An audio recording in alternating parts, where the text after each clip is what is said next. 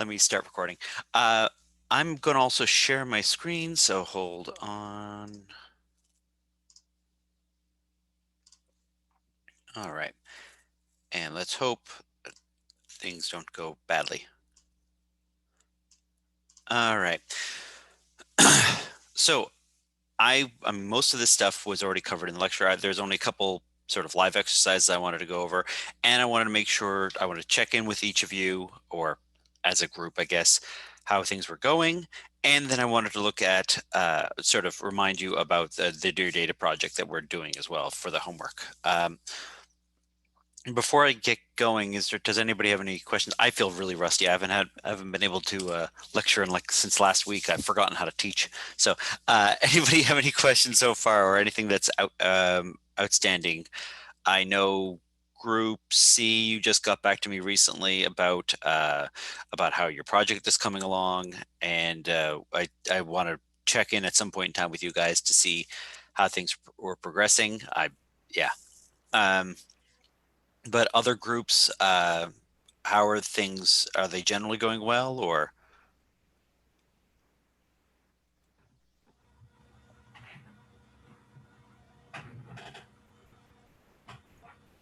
Wow, you Hi, can tell the excitement. Yeah, sorry. this is Renee, and things are going well in our group. Oh, nice. Okay. No one else has any burning fires or anything like that? If I don't hear anything, I'm going to assume not the end of the world so far.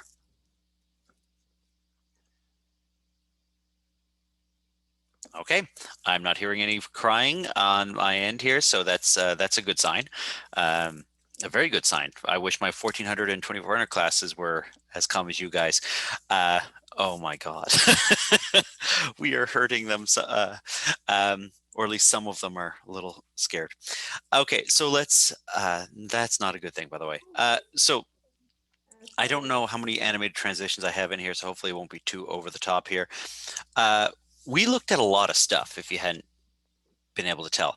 And most of those other things are designed to, at least they were for me, that you may have a different set of priorities. But, I'm sort of blinded by my own research. The things that I'm interested in as as research topics end up being what I look at cognition and perception and all these things because they relate to my research area. If you're not doing visualization stuff, that's fine. They should still be applicable to you, but you could tell that I'm sort of geared towards this sort of thing. I look at stats in terms of how you present stats to people, not necessarily what the stats actually mean for like a machine learning algorithm. But we had to learn a lot of different things, and we're finally going to get into the visualization side of things, which all the videos have me really nerding out about. And I have, I think, one more video to record, and then the final video, the final lecture that we have, I might do it as a live class, like a full live class, for one simple purpose. I don't know how I want to actually teach that class, and that is the ethics and what was it? Security and ethics class. I can't remember what I called it. The reason I might want to take it as a full class is because I really don't have a lot to say directly myself. Uh, a lot of people, smarter people than me, have said a lot of things about this particular topic. And so and we could summarize it again, but a lot of it is having my main point of that final class is I want you guys to think about certain topics. Not necessarily, there's no right or wrong answer. The way that, we're looking at stats, there's a way of doing certain statistical tests. We don't have this clear, this is morally right, this is morally wrong. We don't have clear things about how important security is. We can say it's important, but we don't, there's no clear line. And so I wanted to give you a bunch of, I think there's a podcast in there, there's a reading in there. I think I even have an episode of Connections, which I've been nerding out about recently. That's an old documentary from 1978. All of these sorts of things are in there for you guys to have a look at before class. And so it's like 5 slides in total. If I haven't released those yet, they'll be released soon. There's like 5 slides in total with a whole bunch of different things to to look at or read about or think about. And then we're going to have a relatively brief discussion on that. So that's near the end of the class or the end of the term. We also but right now today, we're looking at visualizations, and a visualization, at least from our perspective, is a static or interactive visual representation of data to reinforce human cognition. All of that to mean having you use what is a very advanced processing system for most people. Your visual processing system is up there with like language in terms of how good humans are at it. We stink at smell and a couple other senses, but our visual system is amazing, even to the point that actually the very nice talk for 5001 yesterday looked at the fact that vision actually overrides a lot of your other senses when it comes to if there's a discrepancy in the two different senses. Vision will take over, and you will see things even if you know your hand is one place. If you see it over there, you will think your hand is over there. Visual dominance being the term. All right, it it's very powerful for us, and so why not use that to our advantage if we can? We could download this session's representation file. It would be so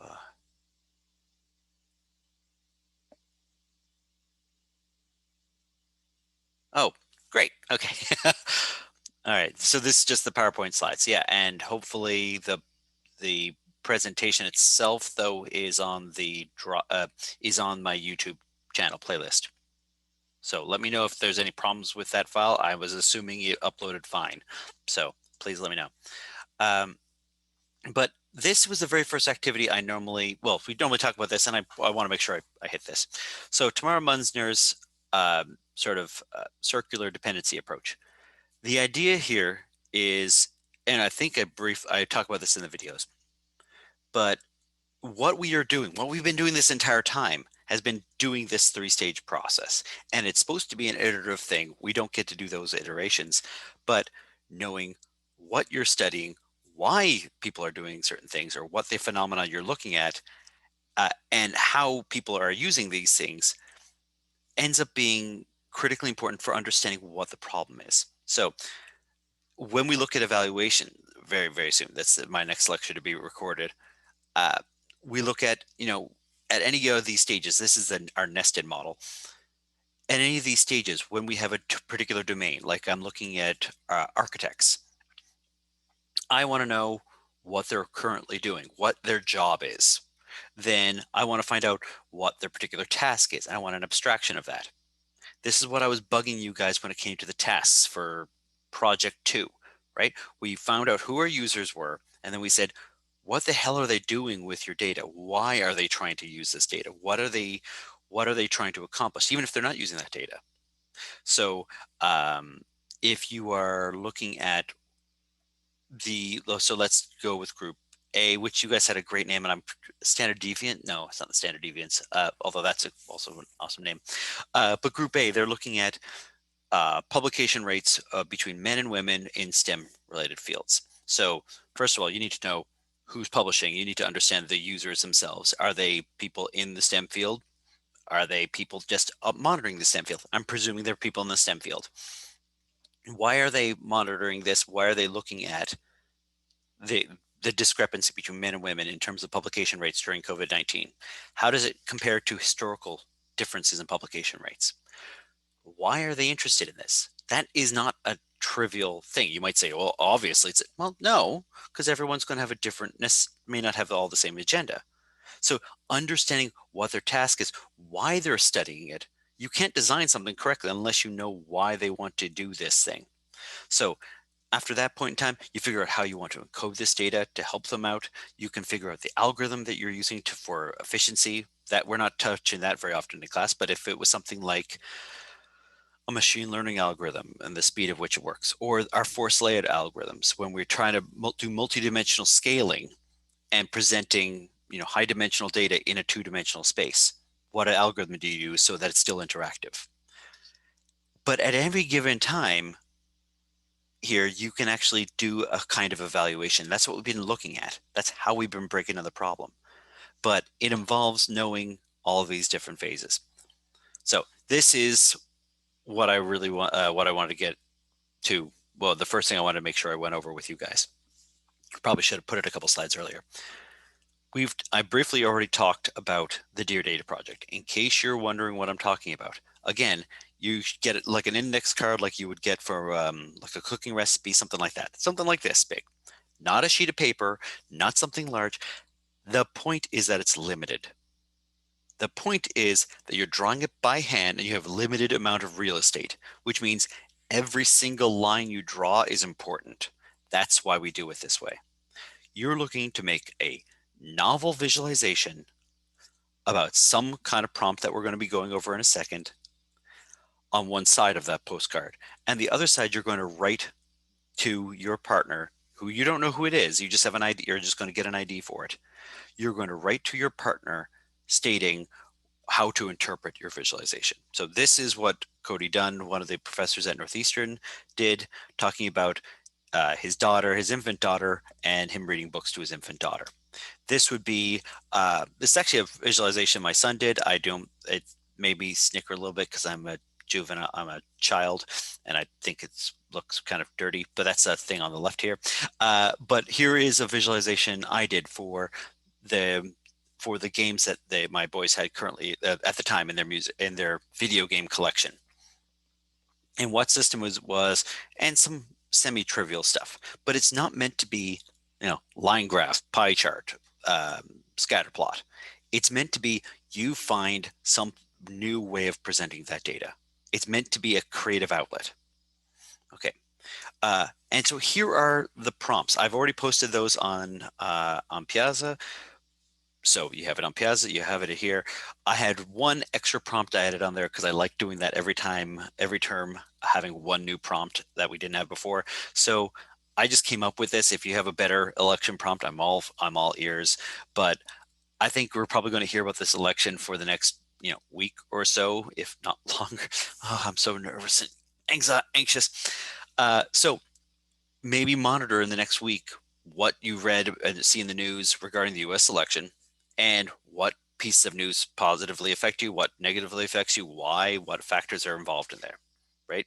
There's going to be a mixed bag of different emotional reactions you're going to have because presumably we're not going to have a result tonight. Or if we do, you might still be able to monitor it more. It's unlikely to have the result tonight. Okay, so but these are the other kind of prompts you can have, like how often do you say thank you to people we meet and the people we love? What animals do you see in your urban or not so urban environment? And you're trying to record what you see during the run of a week, put it down in a journal, whatever the case is, and then you're going to make one of these postcard visualizations representing that. If you want, I'm hoping I still have it. Let me see if I can get that. Nope. And I can't see what I'm clicking on. Nope. Nope.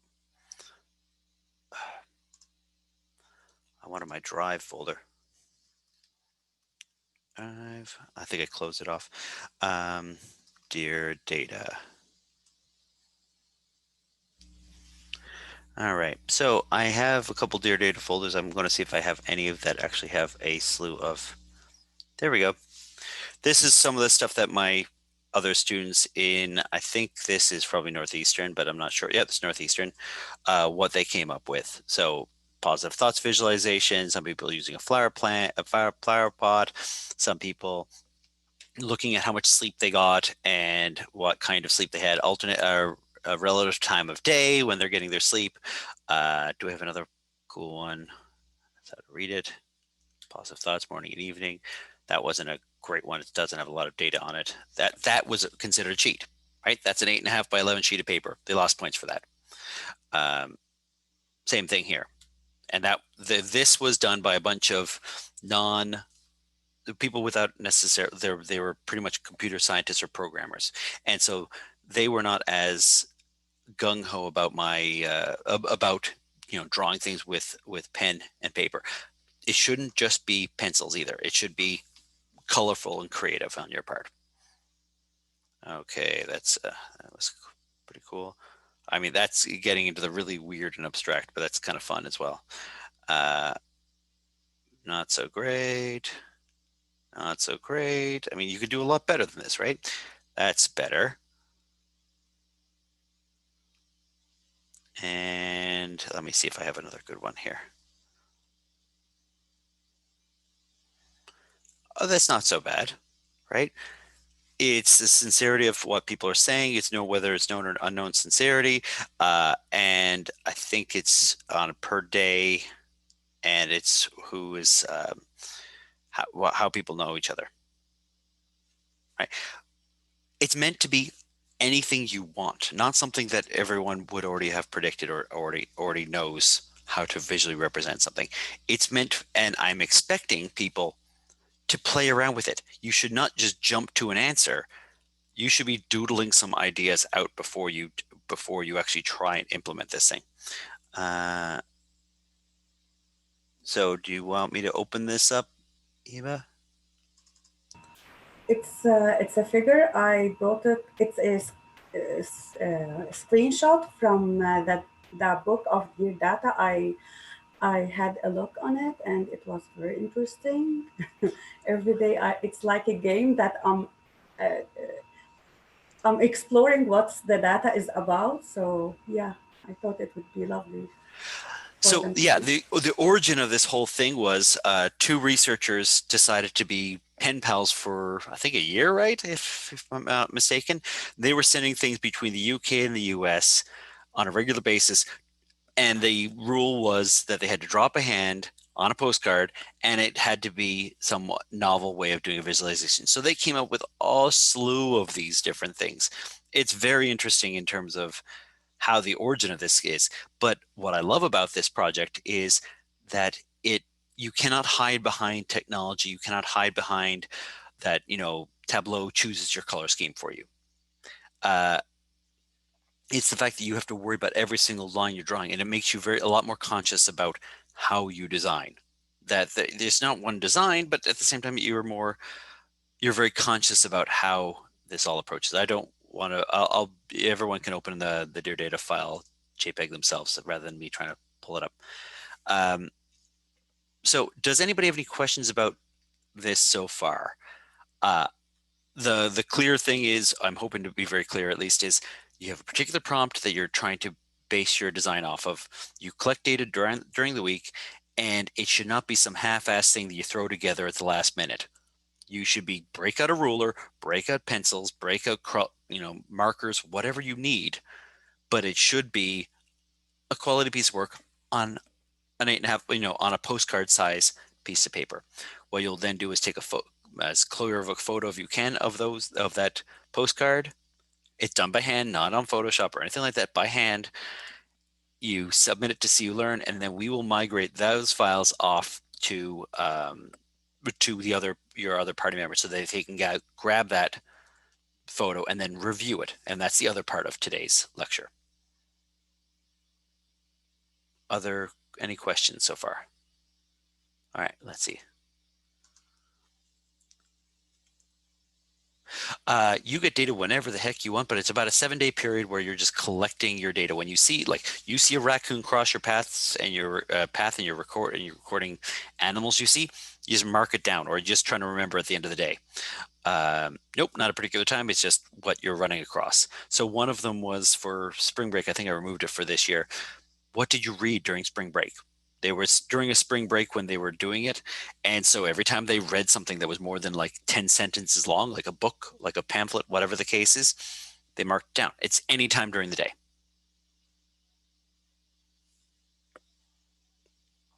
It's not meant to be killing you or anything like that, but if you just doodle something down or note something down, you're not making the visualization. You're just trying to remember when someone says thank you, or you're trying to remember what compliments have you received and appreciated or given to others this week. Every time you make a compliment or someone compliments you, just mark it down at some point in time or try to remember it. We can't verify that you got a compliment at that time, so try not to cheat, but the point is to be conscious about the data and how you're representing it. So basically, we should use the data that is very significant It's your data. change. Yeah, yeah. So that is that have been changed significantly in every week or like in every day. If like I observe a plant, something like this, it doesn't change like significantly. But But in a week, I cannot use it. oh, the prompts here that we have here, recording your plant is not one of them, but seeing a wild animal, absolutely. You'd probably see some number of animals in an urban environment, right? Every time Yeah, you see a so pigeon, you'll see a pigeon. All right, there's lots of pigeons. Now, if you never leave your house due to COVID, choose a different path, right? But so the yeah. times you say Yeah, thank you, that's going to be multiple times during the week, I hope. yeah. I'm wondering if like if I see a raccoon in my backyard like just once a month, so that couldn't work, right? No, but I have an army of squirrels in my backyard because we have a big tree in the back and they're everywhere. That would be maybe too much data, right? You're trying to choose a Yeah. prompt that you're going to be interested in. That's the big one for me is if you're interested in Yeah. watching animals, use that one. If you're interested in figuring out, appreciating life and having maybe a more positive outlook on life, choose that one. If you want to get really depressed and cry a lot, choose the election one, right? Whatever works for you for like to what you can get passionate about. And I some people are going to be passionate about the US election, so you can do that one. I know I'm obsessing over that, so that's what I would have chosen, for example. You are limited to the prompts listed there because otherwise people just choose whatever they want. And you can probably check with me and clear one by me. The reason you can't do whatever you want is that people just have something they already have data for. So I would suggest not to, if it's something that's not on the list, you got to clear it. And maybe we need to have other people have that chance to look at it. Because if it's something like, I'm looking at data involving student submissions on bit 1400. Well, I have, or bit 2400 or something like that. Well, I have one TA that's a student in this class, and the rest of you were sort of out of luck on that one, right? But he's going to be looking at the grades anyways. It's not something he had to really look for. So, or if it's your job to look at data, not a really good prompt. Yes, I was talking about you, Jacob. So that's why it has to, we want a sort of a level playing field and not something that people can just easily sneak by because they were looking at the data anyways. Cars in a parking lot from a window view, and you're going to monitor that all day. I'm wondering how well that's going to actually work, right? Whoa, once a day. So if you did it multiple times a day, or every time you looked at your window and did a count, that would be different. But once a day, that seems a bit. It's not monitoring things during the day. It's a one time. It's like putting out the not even putting out the garbage. It's like putting out the trash at the end of the week. It's like it's a one time deal once versus monitoring it throughout the day. The other ones are monitored throughout the day. Yours would be once a day. So not as good. If it was every time you look out the window, that would be different. Oy. Apps used on your phone daily. That starts to become you would need to account. That's the thing. I'm not sure how many times how easy it would be to get a count of that. Screen time would be screen time wouldn't screen time just be like I woke up, screen time, I went to bed, stop screen time, because that's what mine is.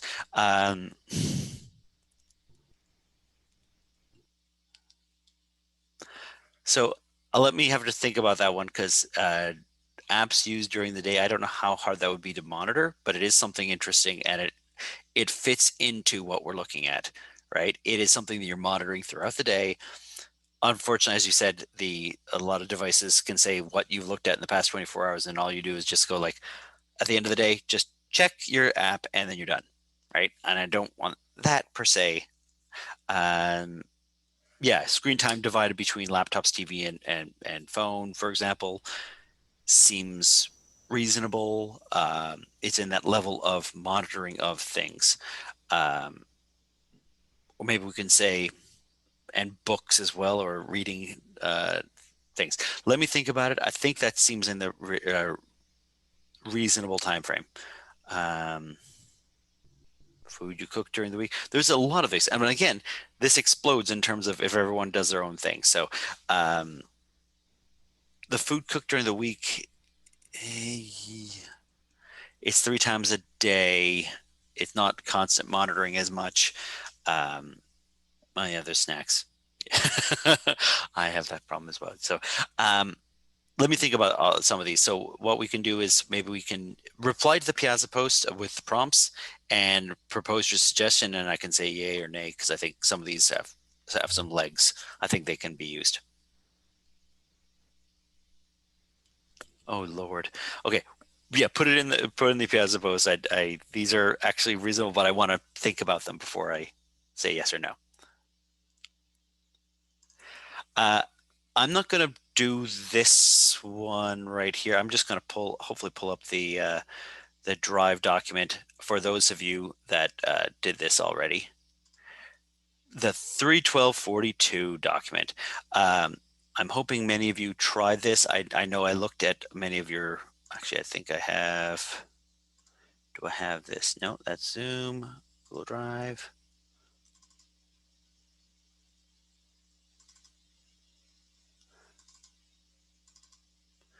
And this visualization is design 1 for most people. And we had things like this. So 31242, what the heck are we trying to express here? So who is this? Adrian, actually. Yeah, that was me. So I started with just like basic representations of those numbers, like 3 strikes or in Roman numerals or in French. And then I remembered that we actually did this activity like the first class. Oh, I did put it in the first class, sorry. No, it's okay. But so that second part there, I decided to go about it a different way. Because at first when I saw that the 3 numbers, I paused the video and I thought you wanted us to present the list itself, not like the 3 individual numbers. So that second part is like different ways of representing that group of numbers. 3 together. entities, essentially, yeah. Yeah, so I just did different like data structures. Ah, nice. And yeah, because you're right. I completely forgot about that. We did this in the first class, so I won't spend too much time on it. There we have some awesome things in here, like this, for example. This is Heba's. But most of those, by the way, if you hadn't noticed, are counting, and they're point estimation tasks, essentially. If you represent all of the various numbers, you are getting a rough estimate based off of the sheer number of marks that you have, getting a, or you can also count them out, but you get the sheer number of marks that you have, and that's telling you the number, the magnitude, the value you're looking at. But we could have done things like, which some people did not do, like use color intensity or saturation or something like that. They're not great for encoding information, but there are other ways.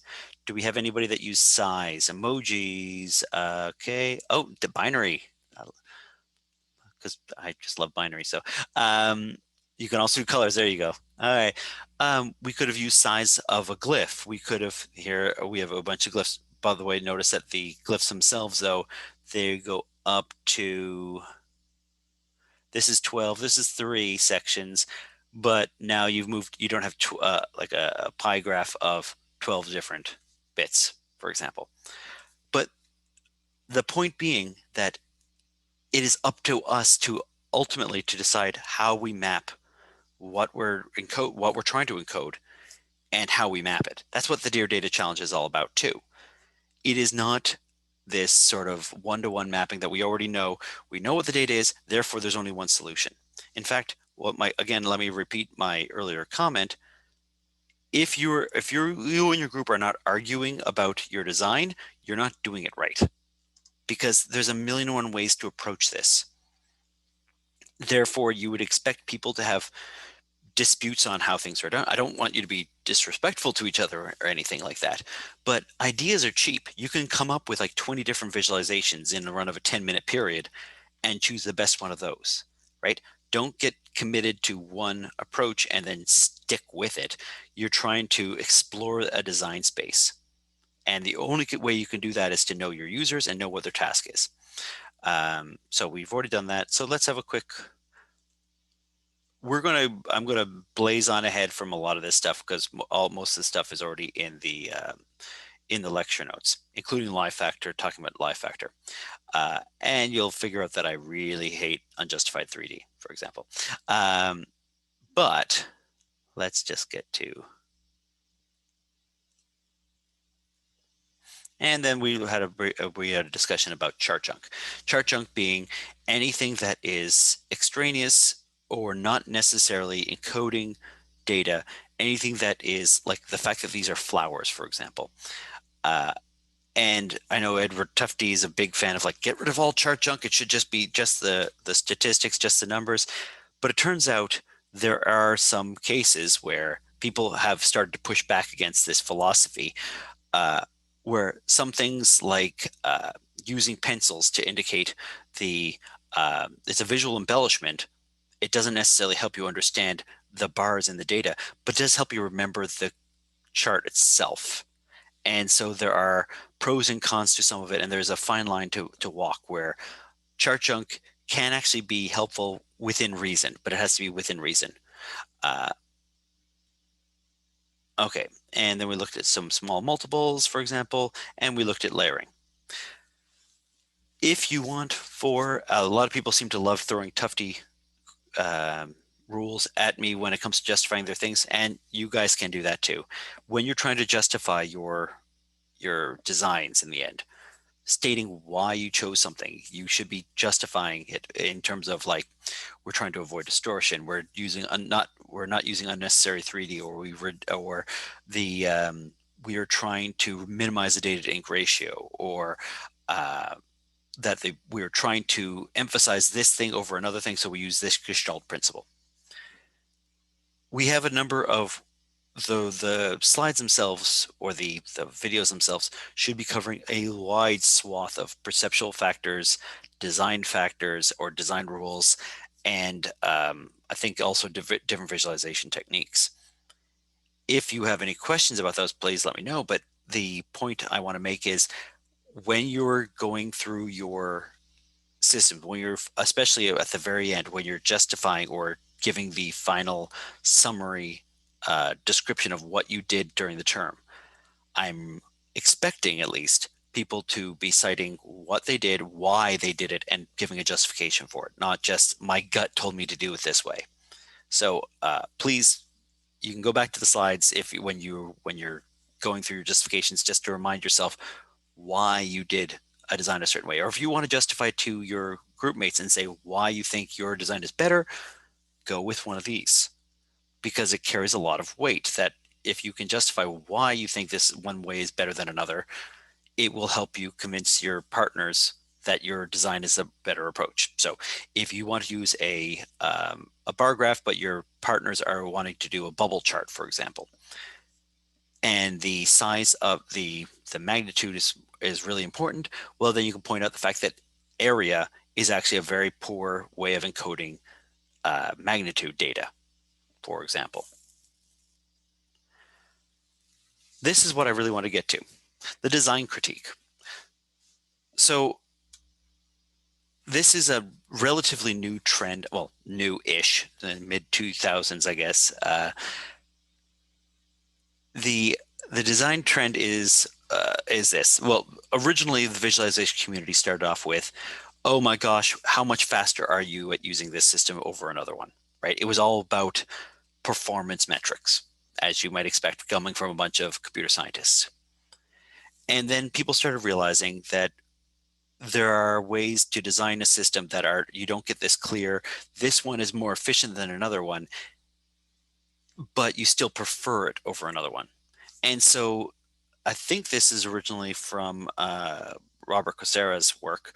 But the idea is, what if we look at another field that we're not that used to, but the art critique field? Like if you're talking about fine artists, art critiques are the way to evaluate the effectiveness or the the effectiveness of an art piece, right? You can't say it's 20, Starry Nights is 20% better than the next art piece, right? You can't quantify it. So one of the ways you could tell quality versus crap is based off of the critique that artists have since it's up to subjective, there's some subjectivity to it. The art community is general rule. Maybe I'm overgeneralizing here, but my sister does it. I know that she does that herself. As a general rule, it seems that if you don't have some kind of objective measure, what you need is the people critiquing you or evaluating you are merciless and really, really can be really harsh. Now, you shouldn't be mean about it, but you should be calling them out on what they're doing right, what they're doing wrong, what you dislike, what you like. Because if you have the consensus of the community saying that's fantastic work, then it's a pretty good bet that it's fantastic work, or at least you would hope it to be. And if everyone says it's garbage, maybe that's not the best art piece, right? And it's a way of trying to get some kind of quantifiable measure for the quality of a piece of work. If everyone looks at it and goes, yeah, that there's something there, there's something there. Even if you don't get it, having other people as a consensus say that is something good there is important. Having someone be able to critique and see the background history to an art piece is something important. What's the artist trying to say? What am I interpreting from it? Because it's based on my interpretation, not necessarily the artist's and original intent. And ultimately, is it successful? So this leads us to a visualization critique. So let's just pop this up. What we really want to see is, what do we see? How is the work organized? What's being done? How are things encoded? Right? Because part of knowing if the reviewer is accurate, knowing if the reviewer actually spent any time on this thing, is can they actually identify what went wrong or how I'm doing something?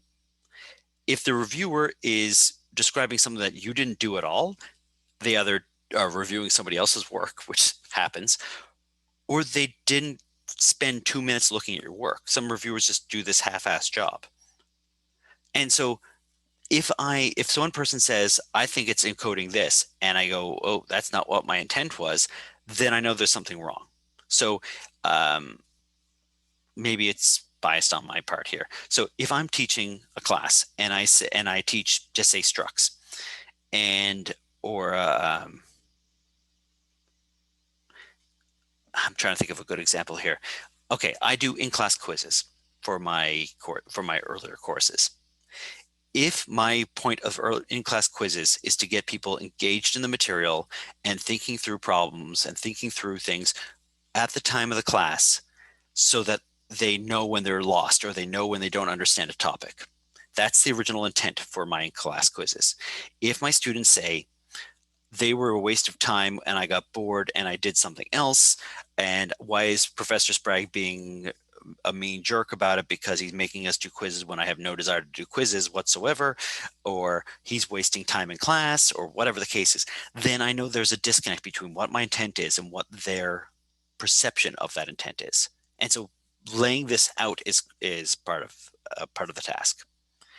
And then why are they making a visualization? What do you get out of it? And ultimately, if that assumption is correct, is it successful? So this, I will just state, is a piece of garbage, right? Here is a 3D visualization of the United States. I don't even know what those bars are. I think they are real estate prices there. But the height of the bar and the color of the bar encode the same piece of information.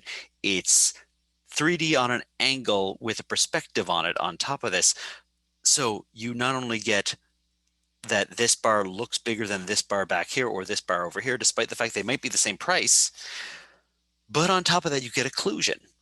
The fact that they're doubly encoding the data doesn't really help you in any way, shape, or form, and the big bars are actually covering up some of the details in the other end over here. Right? There are a number. What's the point of this visualization? I'm assuming they're trying to indicate that California real estate prices are abhorrent compared to the rest of the United States, but that I don't even know what city that necessarily is. I'm assuming San Francisco. I have no idea. Right? How do you interpret this? What kind of takeaway are you making from this visualization? even if you know what the data was, is it the most effective way? I would say it's not. So our general rule, number one, especially for dear data, use a neutral voice. Don't be a jerk. Don't say, why did you waste my time with this thing? You should give up and, give up on university and go live under a bridge or something. I don't know what you would want to say, right? You're trying to be supportive. You're trying to express what you're thinking about it, but not necessarily in an attacking or ad hominem way. You don't attack the person. You can disagree with the approach they took. You want to stick to the facts, not just like I feel, but like this works because of this. This works because of this. The 3D perspective causes occlusion to occur, so you cannot actually see things behind the particular bar. And the 3D perspective means that you are getting visual distortion based off of the perspective away from the viewer. Right?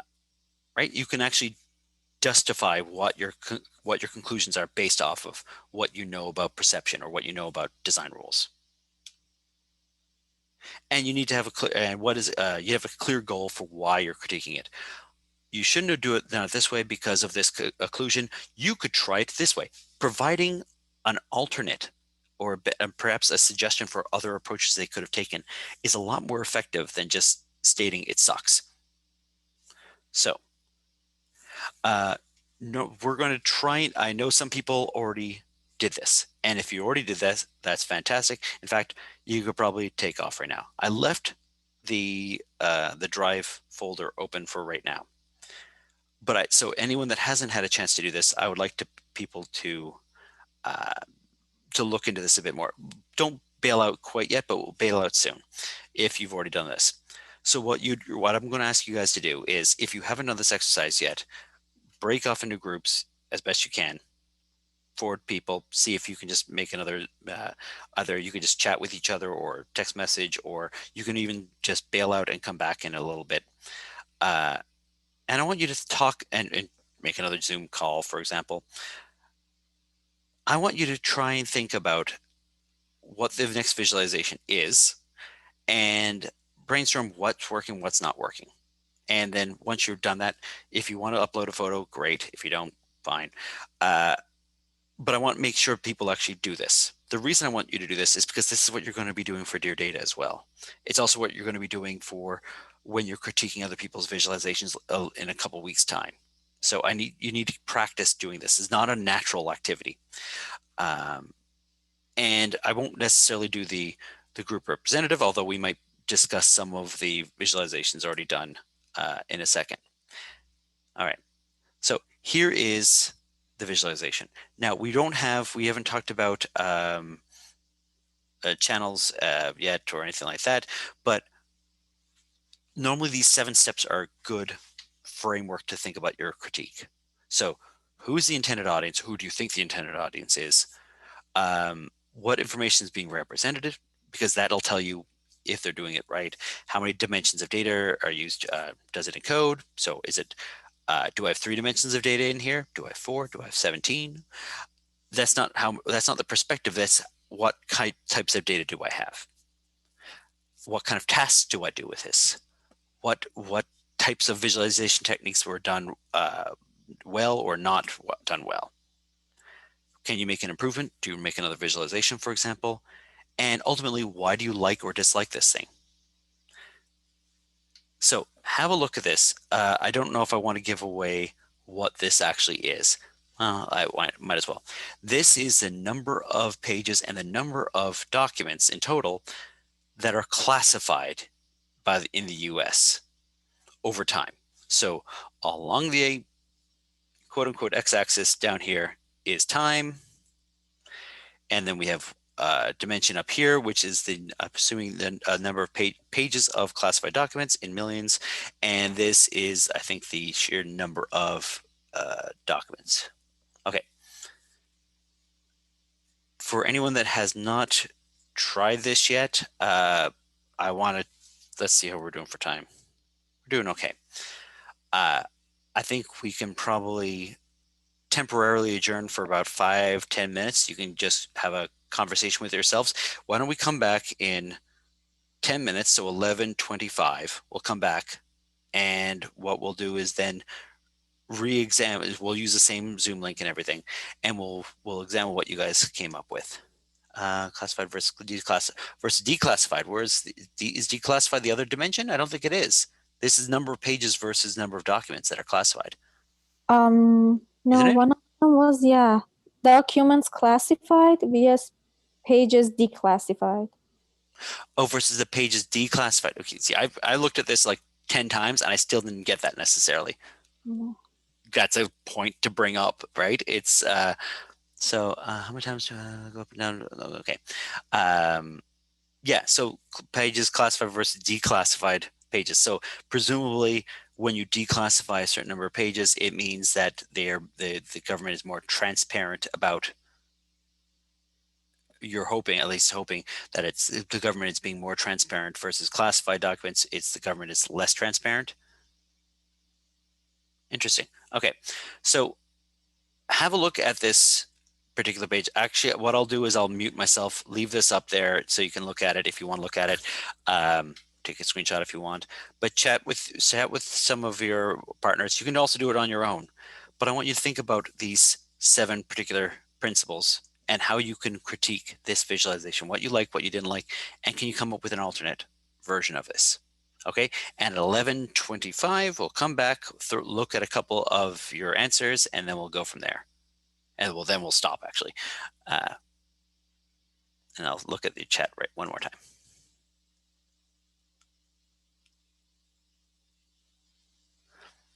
Yeah, they can declassify old, no longer needed to be classified. So what you can imagine is this was a huge glut of classified documents from the 1960s for all you know, but that's sort of lost in this particular graph. All right, let me mute, and guys, you can go off and do your work and just ping me or talk if there's something in particular that you want to ask.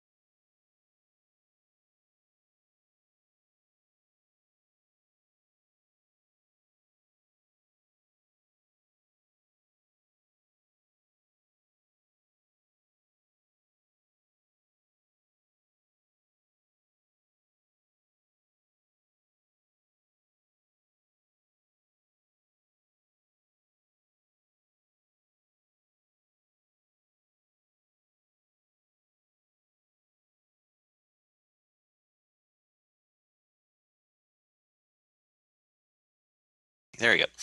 All right, so let's go over a couple of things that people have come up with.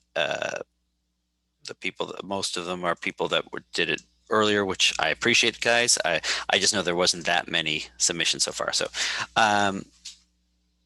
Adrian, if you're still on the line, walk me through, because it's a lot of small pencil marks. Yeah. Yeah, sorry, my phone quality is not great and I write really small. It's all good. It's all good. I did this last week and only uploaded it last night. So do you mind pulling up the questions again? Oh, sure. Just so I can have a refresh of them. Sure. What is it? Who is the intended audience? What information does this visualization represent? How many dimensions of data? That's the first three. Right. Okay.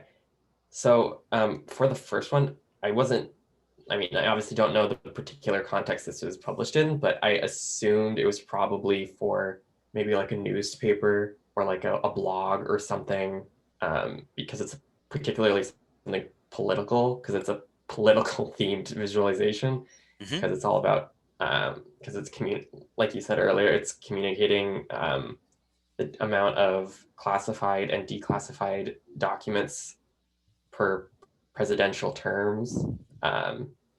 And so because of all that, because it shows the terms and the different in the declassified and classified documents, I thought it was 3 dimensions. There's maybe even so. The time also correlates, or perfect correlates, with the presidential terms as well.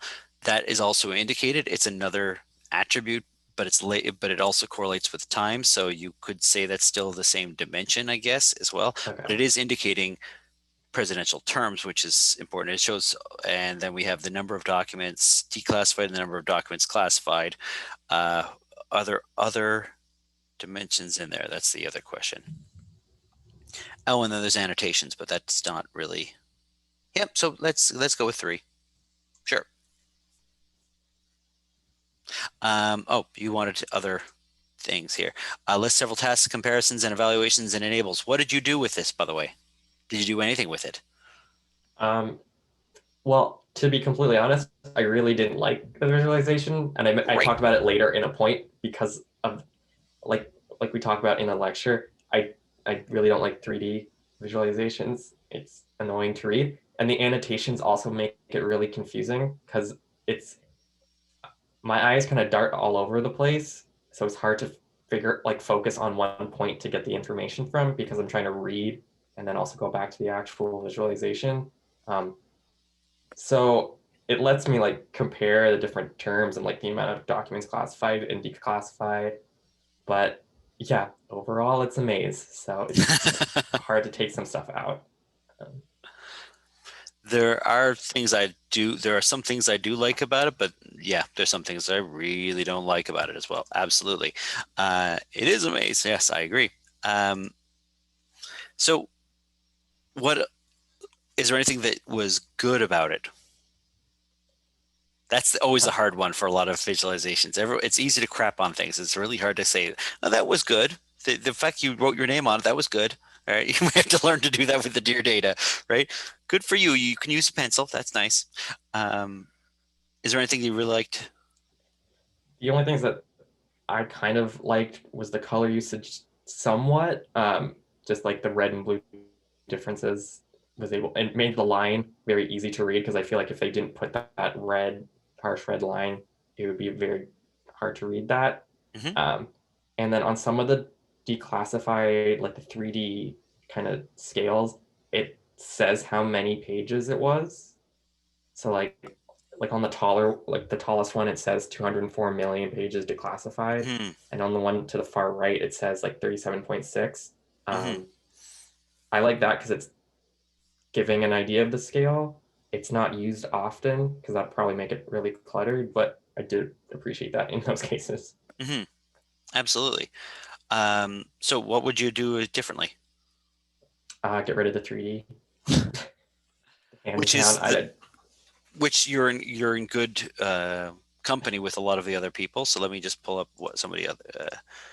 I think has one like that, right? There you go. Right.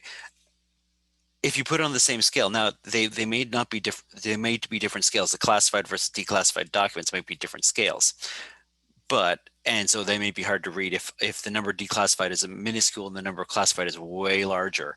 But if they're anywhere comparable in scales, you get to do one other thing you couldn't do otherwise, which is you can compare the number of classified versus declassified per year against each other, which is another task you couldn't do with a 3D version of the scale as well. And you don't need the extra cruft. If you have one scale on the side and you can show two different bars, why not? I like the use of the color scheme just because I think the tenure for each president and the bar itself and the regions, like there's a number of things that work well in terms of the color scheme personally, and the visual sort of fluff of the papers themselves sort of are evocative. I like that aspect of it, but I don't know how easy that is to do in 2D. But I wasn't as offended by that part. Like you could do, let's say, if we go back to this, right? Oh, the wrong one. What are we looking at? No, that's yours. Sorry about this. Can I add one more thing about this Yep. graph that really annoyed me? It's the different scales on both the classified and declassified papers. They are different scales. So how can we compare it by vision if they have different scales? Beautiful. This was really a hard distortion to handle.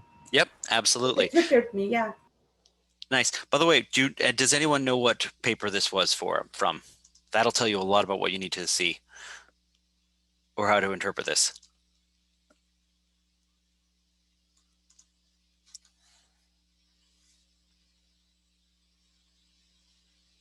Anyone see where it's coming from? And maybe the visualization. Yeah, the visualization. Where is this originally from? Yeah, I find the link. I can send it in chat. Please. It's right here. It's the Atlantic. Anyone know what the Atlantic is? Maybe I've been in America too long.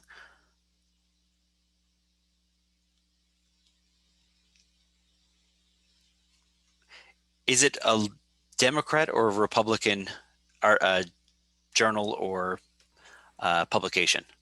I think it's the Republican because the sign is red. Oh, no, because they like red and blue. Both sides like red and blue and both claim red and blue. The line is red, but it seems very pro-Clinton, doesn't it? Unless they're saying declassification is wrong, but it's clearly showing that Clinton declassified a lot of stuff, and so the number of classification documents, well, it dropped under H.W. Bush as well, but then jumped back up under George W. Bush. The Atlantic is really quite left-leaning, so that tells you and they tend to be really. There are a lot of eggheads that are left-leaning that read the Atlantic. Essentially, it's not for just average everyday people. It's like economists, but they're more politically sensitive. Like the people that are watching politics a lot. They're political wonks. They happen, they have multiple degrees, that sort of thing. And the same people that read the New Yorker tend to read the Atlantic. If I was going to guess, right? It's the same kind of similar-esque kind of demographic, but it's more politically leaning. And so therefore you can imagine that's what they're aiming for here. Yeah, and if they're trying to manipulate it, that's why they use a different scale. So very nice. If you actually want to have a look, Tina did post that as well. That's somewhat the point. If you can figure out why they're trying to do something, you can figure out if they're trying to pull one over on you. You can figure out if they're accurately representing the data. You can figure out if there's a better way of representing the data. Allah. And so that's what I would really like you guys, when you're critiquing another person's paper, or if you're critiquing a visualization, you're critiquing another person's system, you're on the lookout for what they're trying to sort of convince you of, but also you need to be aware of what their data actually looks like, and if they're trying to manipulate the system, if you will. They're not necessarily lies, but they're people can sort of stretch the truth a little bit, or they might be distorting things inadvertently even. That's part of your job is as someone doing the critiquing. And so when we come back next time around, we'll be looking at more visualization stuff. And for Dear Data, that's your job, is to critique the person that sends you the Dear Data card. I'm going to make sure the TA sends you guys off the IDs for your Dear Data tasks. It might be posted on CU Learn as a grade. That's what we had to do in the past, but we may be able to do something else this time around. But you just need a number that's your number, and a number that you're of the person you're reviewing. That might be listed as a grade on CU Learn, or it might be sent separately as an email, depending on how easy it is to do. But in the meantime, you can start doing your data task right now, and you'll be sending something off next week. So should be fun. All right. Does anybody have any questions? Otherwise, I'm going to take my leave of you guys, let you guys go back to work. And which one's yours, not Tina's? Eva? About the scale, choosing different scales, they were trying to Oh, manipulate was that things. yours? Sorry. Yeah, yeah. Oh, sorry. It was awesome. Just the same. Yes, you're right. It's yours. Thank you. I have Tina's over here. Oh yeah, Tina didn't do a drawing. It's just a scan with a document. Okay, nice. But great work, guys. So anyone that did not submit something, submit it now. I'll be checking this one out for later on in the term for class participation. So, so just passing what you have now. By the way, previous weeks, I have disabled the ability to submit new documents. So there's a limited time frame before you get to submit your in-class exercises. So don't assume that you can put that off until the end of the term. Okay, talk to everyone soon, and I'll try and give you feedback for your P4 that you just submitted, I'm assuming just now. So thank you very much, everyone, and I'll talk to you soon. Bye. Thank you. Bye-bye. Thanks. Bye. Bye.